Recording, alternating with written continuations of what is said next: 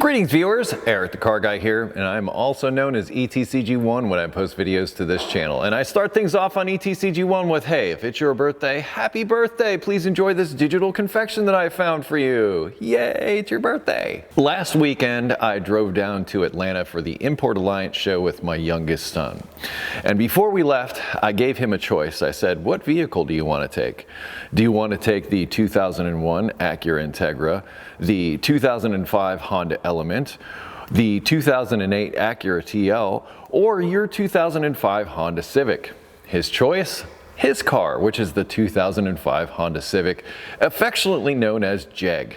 I've got to tell you, we had an absolute blast. Not only at the Import Alliance show and seeing all the cool stuff that was there, but also the drive down there in the car. In fact, the week before I just did a bunch of work. The videos are coming out now and whatever. I'll post links to them in the description. I basically had the car in pieces the week before we left, and I needed to sort of test things out and make sure that some oil leaks were fixed. So this was the perfect opportunity to do so, since the trip ended up being about 1,200 miles round trip. As I said, we had an absolute blast in a 2005 Honda Civic, which, well, not many people are really into, other than my youngest son and now myself.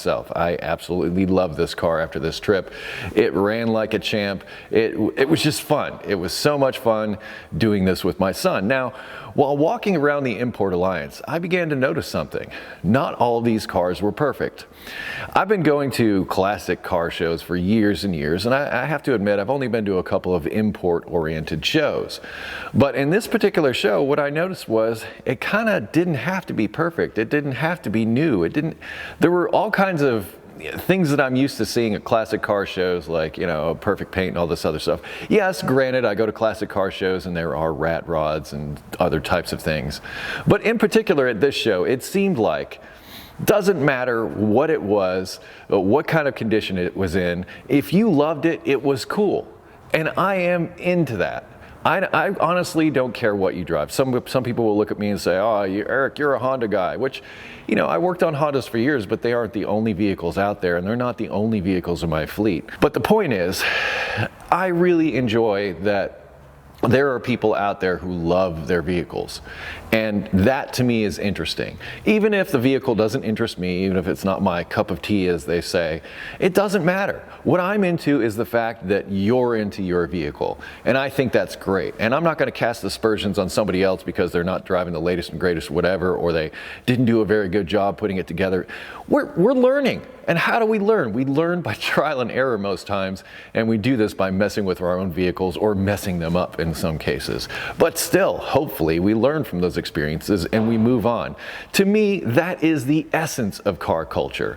The essence of car culture is the love we have for our vehicles and the love we put into them as a result of that.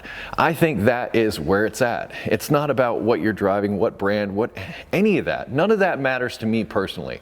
What matters is that you love it. And if you love it, you are cool with me. Now, some people out there might see things differently, and they might say, well, these are the only cars, or I've seen you in the comments. You come out and say, yeah, Eric, you got to get brand X. You got to stop driving those Hondas because they're nothing but problems. Whatever is what I have to say to that. If you love it and you're into it, it's yours. That's what's cool to me. If you're going to hate on somebody else, well, keep walking. I really don't have time to hear it. Anyway, I wonder what your takeaway with this is. I wonder what your thoughts are on, you know, car shows, car meets, that type of thing, and what type of vehicles you may or may not look for. What type of vehicles excite you? As I said, to me, they don't have to be pretty and awesome. They just have to be loved. And even if they're ugly, and even if they look bad or are not the most desirable model, they can still be awesome cars. We can still love them. Because let's face it, I think the car community is going to be under the microscope in the next few years. I'd rather be sticking together than broken apart just because of some few silly opinions. Anyway, what are your thoughts on car culture and car meets? What have you seen? What have you experienced? What do you like? What do you not like? What are the kind of things that get you excited about people and their vehicles? I'm curious as to what your thoughts are on this topic.